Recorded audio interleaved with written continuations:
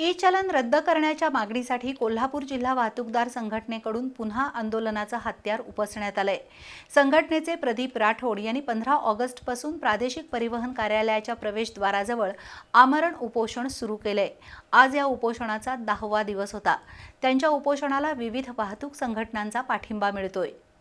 राज्यभरातील सर्वच वाहतूकदारांचा थकीत दंड पूर्णपणे माफ करावा आणि सध्याची जाचक ई-चलन प्रणाली कायमची रद्द करावी अशी कोल्हापूर जिल्हा बस वाहतूकदार संघटनेची मागणी आहे। या आणि अन्य मागण्यांसाठी बस, वाळू वाहतूक, लॉरी ऑपरेटर संघटनेच्या सहभागातून जुलै महिन्यात शासनाविरोधात आमरण उपोषण आंदोलन छेडलं होतं। परिवहन मंत्र्यांनी या मागण्यांबाबत सकारात्मकता दर्शवली होती, मात्र प्रशासनानं त्यावर कार्यवाही केली नाही। त्यामुळे संघटनेचे प्रदीप राठोड यांनी पुन्हा उपोषण सुरू केलंय। त्यांच्या आमरण उपोषणाला राज्यभरातील विविध वाहतूकदार संघटनांचं पाठबळ लाभतंय।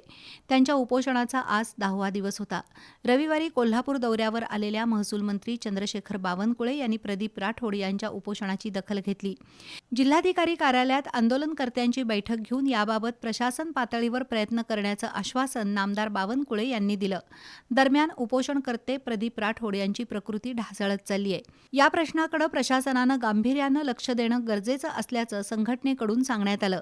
आंदोलनात रफिक रावतर, अशोक शिंदे, राजेंद्र ढाले, स्वरूप तोडकर, सुनील मगदूम, गौरव कुसाळे, अरुण महाजन, भूषण कांबळे, दत्तात्रय पताडे, पंकज त्रिपाठी, शिवगोंडा चौगुले, संजय सुतार यांच्यासह वाहतूकदारांचा सहभाग होता।